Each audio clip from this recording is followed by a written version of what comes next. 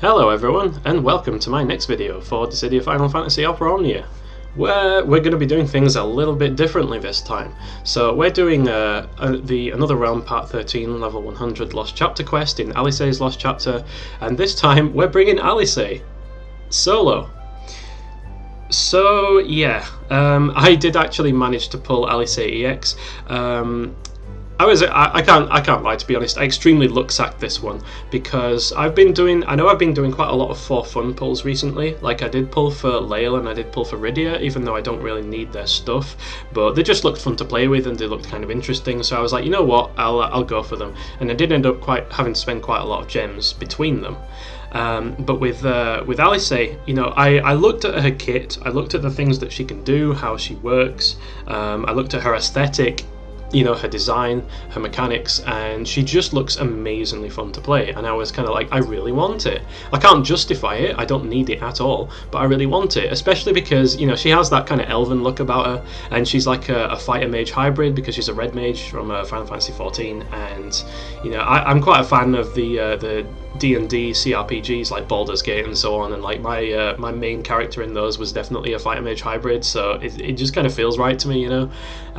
So I was just kind of like, you know what, I really actually want her, but I can't justify her because I've spent so much on non-essential pulls lately as it is.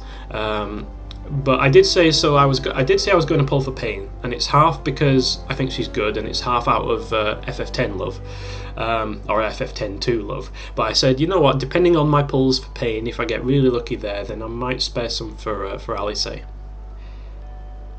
And then I was at work, and I was kind of looking at my draw screen when I was like when I was like making a drink at the refreshments bar, and I was kind of like, I've got 50 tickets. You know, it couldn't hurt to just like throw a few tickets at it and see what happens.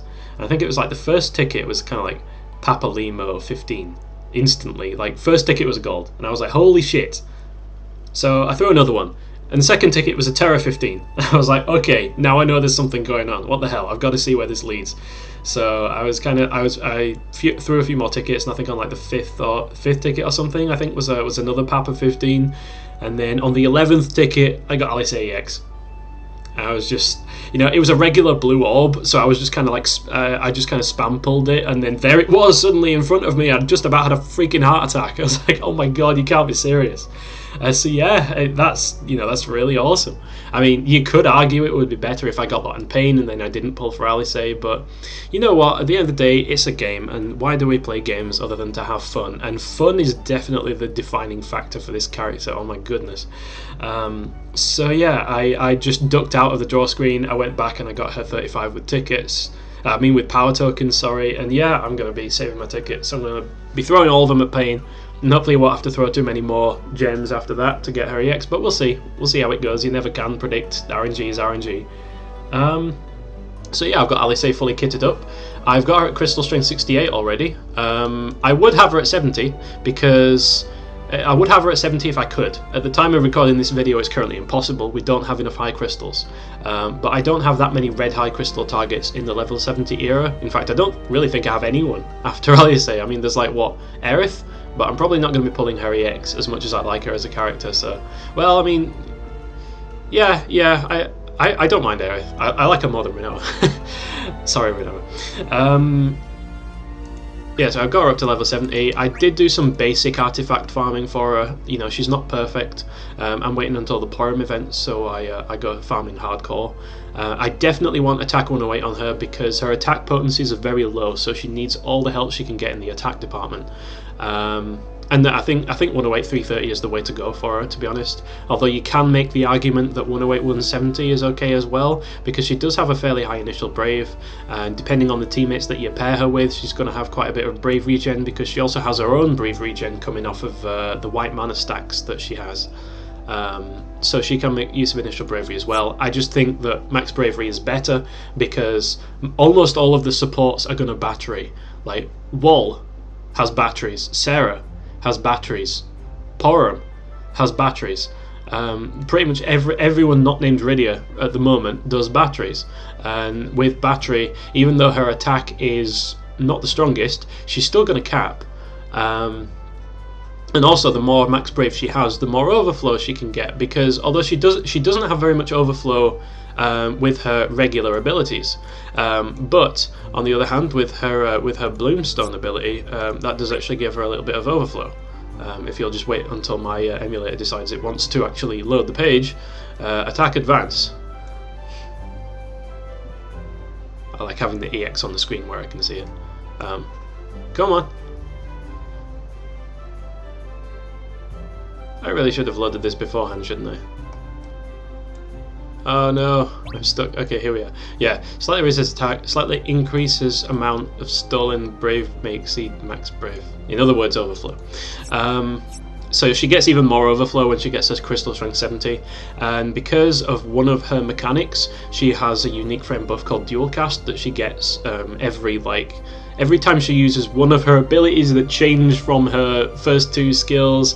Yeah, she kind of has a pretty complex kit, but yeah, she gets dual cast, which means she can use the next ability without consuming a use count, and that also includes the additional ability as well, which I think is pretty cool. So you can kind of, Alice is quite flexible in terms of playstyle. You can either go super burst mode, where every time you get dual cast, you're basically using it on your Bloomstone skill, and like you never use her enchanted redoublement. You just keep using skills, so you get, you know, free turn after free turn, and just keep using her EX and her skills, and that way you can keep the turn count as low as possible, and you keep the damage per turn as high as possible. On the other hand, she can go super longevity mode by using enchanted redoublement almost every time you get to 7 stacks of white and black mana, so you blow the resources, and you'll be using the changed abilities. Make sure that your changed abilities never overlap with your other changed ability. I know what I mean. She has a fairly complex kit, but it's not that complex once you get down to it. Well, I suppose compared to other games, I think she's one of the most unique characters in Opera Omnia by far.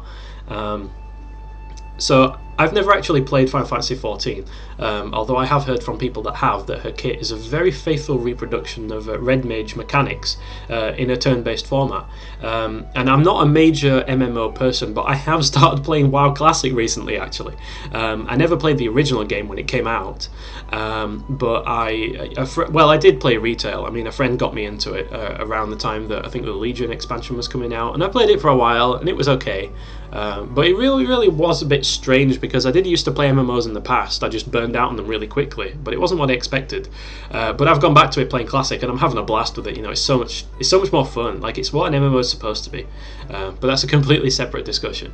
But yeah, looking at Alice's kit, I can kind of see, how it would fit into an MMO sort of play style, because you use one of her main 2 skills, and then she gets a proc, so it changes into another skill, and you use those, and it has some additional bonus effects on it, and she kind of has resource bars that charge when she uses her abilities, and she has a way of dumping that with another ability. It's really fun dynamic playstyle. I have actually run the numbers, and she can actually rival the damage per turn of Vayne if you play her correctly in the right party and the right circumstances. So she's definitely not one to sleep on, and I will actually show her in a party format. I'll go back to, I think, the Abyss Beta 9.13 is the best Cosmos quest we have at the moment, really, to show what she can do. I'll stick her alongside Vayne, and we'll have some real turn sheet shenanigans going on. You can get a turn count really low if you try. But yeah, I thought I'd change things up, because we're not getting the EX difficulty quests. I mean, we're not getting the Cosmos difficulty quests, in the Lost chapters until Chaos comes along, and then we get the Chaos and Cosmos difficulties. So they're a bit face roll. So I was kind of like, you know what, I've got this new character, what better way to do a showcase than to solo the event? Now, I kind of hate when people say it's a solo and they bring a friend unit along, because I kind of don't really count that as a true solo. I actually have a true solo video of Rinoa on Kistis event lurking around somewhere. It was a bit RNG. I would have got killed at the last turn if the boss... In fact, that run itself is very RNG. I would have got killed at the last turn if the bosses hadn't wasted a turn on a brave attack, and I was kind of like, yes! But... unfortunately, on this one, I don't think there's any way around it, because the imps on the first wave will use Confuse, and you won't be able to do anything, and they will just HP attack you, and it's awful, and you can't really do anything about it. So yeah, I'm bringing a Rinoa for the trash clearing. You kind of have to. Yeah, so that's where we are right now. That's where I am, and let's get into the quest and see where we go with this.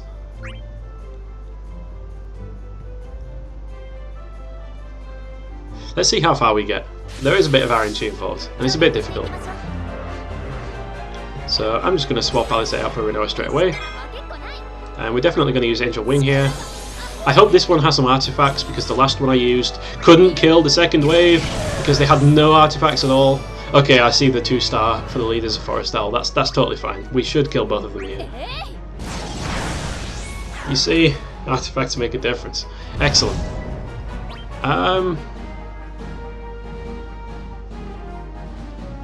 Let's see here. How shall we play this? So I'm going to do the EX for like loads of damage. And because we need to keep the bravery as low as possible. So I'm just going to do another HP attack. And hope we don't die. We might die. We don't die. That's excellent. Let's just... Okay, so now we have to hope we don't die here. So, first turn with Alisaie. Let's go in with Verthunder, because I do have a Mighty Verthunder artifact. And, oh look, you can see we actually do steal turn rate. So even if we don't break it, it's not a problem. Okay, so, Alisaie's skills. 2 skills, Verera, Verthunder. They both have high turn rate. When you use them, they change into another skill. Aero becomes Stone, Thunder becomes Fire. Those skills do not have high turn rate, however they do not consume a turn in the turn count, and after you use the changed versions of the skills, they give you a unique frame buff called Dual Cast for 1 turn, and that basically means that the next skill you use doesn't consume a use count. If you use the initial skills, then it increases her white and black mana gauge respectively by 3, and if you use the change skills it increases it by 4. 7 is the max.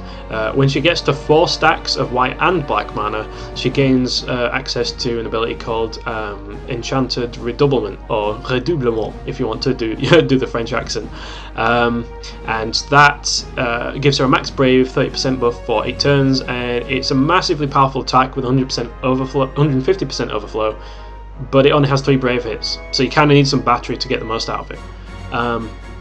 So yeah, one thing I find really interesting about the dual cast buff is that you can use it on a skill, so you can just not consume a skill count, or alternatively you can also use it on your additional ability, because that also counts as a skill. So if you want to be more aggressive, you can get a free use of her Bloomstone skill, and then you'll just get an extra 20% attack and overflow if you're at CS 70. I think right now it's just like 10% overflow and 15% attack, so that's why I do intend to take her to the maximum crystal level when I can. I think it's worth it because potentially she can get a lot of uses out of it during the fight, and you know, every little helps. That overflow especially helps when you're in a team situation, maybe not so much here. So here we're not really going to be able to blow dual cast on the additional ability. We really need all the skill uses we get because we're doing a solo. So let's see what we can do here. So okay, so for error, there's actually so if I use Verfire, you see she kind of gets a regular sort of turn, but I'm going to use Verera because it's got high turn rate and it will break. And okay, that's kind of like not exactly a mistake, but we do need to brave attack. And we get hit with curse, which is just delightful. You know, that's what we want. That's always what we want.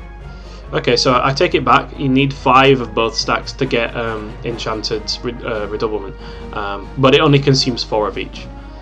Her EX, on the other hand, doesn't consume a turn either, and it's instant turn rate.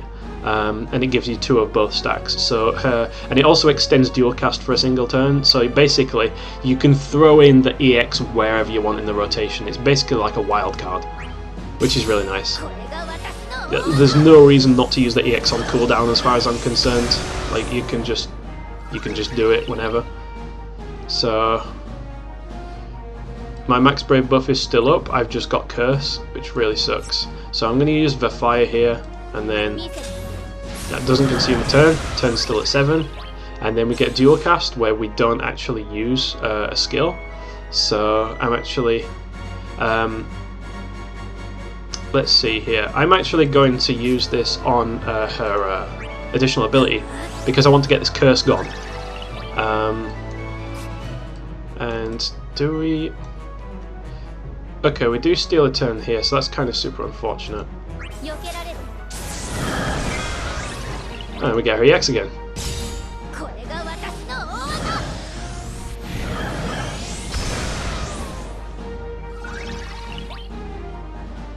And then I'm going to... So let's see how our turn rate goes. I'm going to take a gamble here.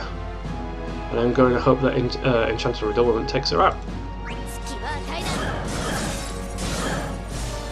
Yes! There we go. No problem.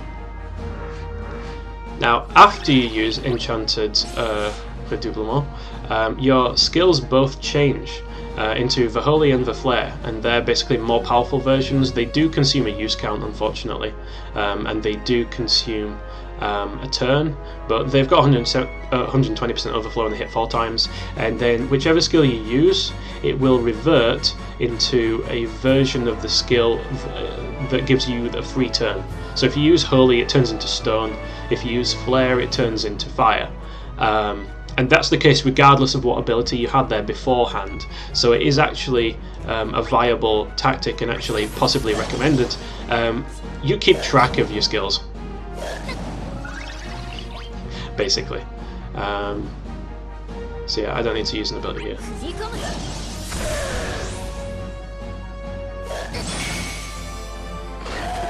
Okay, so we do take some HP damage there, which is super unfortunate.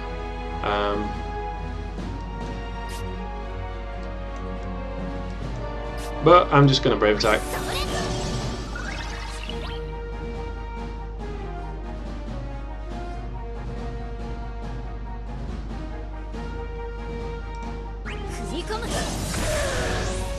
Okay, there we are.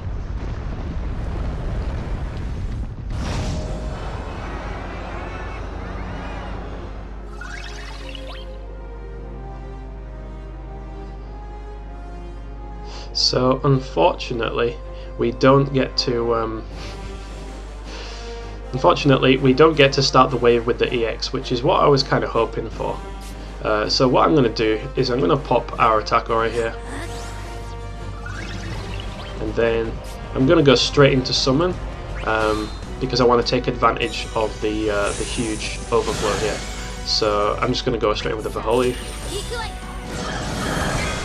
Do some really nice damage, and let's do a draw 2 combo because I think we just want to stack as much turn advantage as possible right now. So I've used that, and we want to use the Stone here, and here I'm actually going to use. Let's see. I don't want to use Enchantment Redoublement. If I use the arrow, that will change into... Yeah, I'm going to use the Fire. So we retain that dual cast buff, so she gets her EX. Because I want to use Enchanted Redoublement, basically. I think we're going to need to get the Max Brave buff up again. Alright, so now both our abilities are Arrow and Thunder. I'm just going to pop a Thunder. Now I'm going to pop a Redoublement.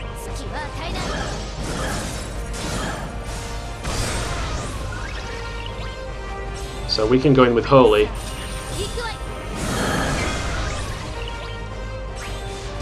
And there we go. So we're just going to be spamming skills as much as possible to try and keep the lead on the turns. Let's see. If I use Fire. Going to use that for the turn rate. Thunder, and then get EX.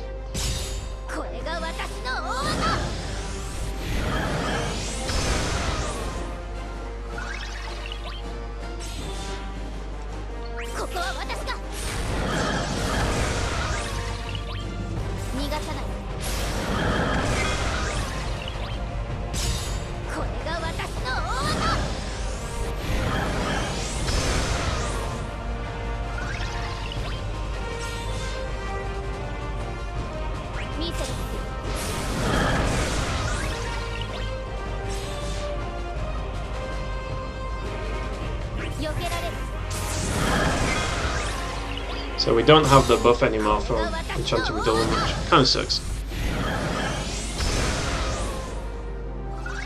So let's get it back. After we use, we'll need to use kind of these abilities so we don't waste them.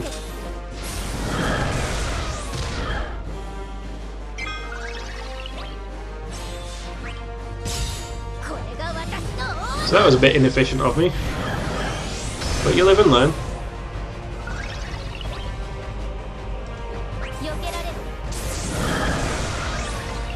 There.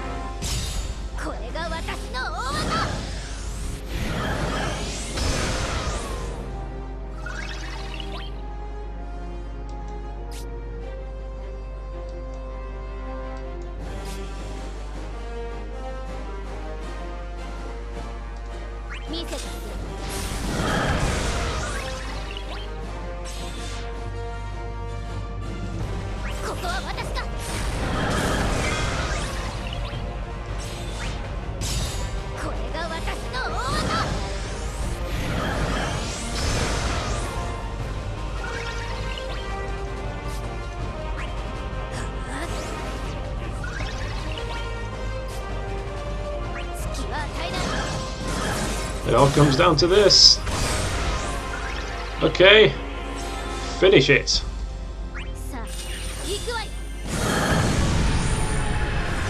There we go. So you kind of got the idea of how our abilities flow. Absolutely, in my opinion, one of the most fun characters in the game, and I consider it a travesty that she does not have an EX Plus even in JP yet. Like, I'm going to enjoy using her in Cosmos quite a lot because I know that this is pretty much the only time, this is the most fun that I'm going to have using Alisaie for like the next year. So yeah, I think she can really put in some work. If you use her properly, she definitely demands you paying attention to her skill set, but she has quite a lot of flexibility in terms of how you want to play her, between whether you go for super high longevity or whether you go for, you know, really really bursty. And I say bursty, you're not going to be doing like Shantoto or Sephiroth numbers in a single turn, but you're going to be using, so few of those turns will actually count towards your turn count, that you're going to be doing a lot of damage anyway, you know, just like Vayne. So I hope you enjoyed watching. I hope you found it at least somewhat fun, and I will catch you guys in the next video. Until then, see you later.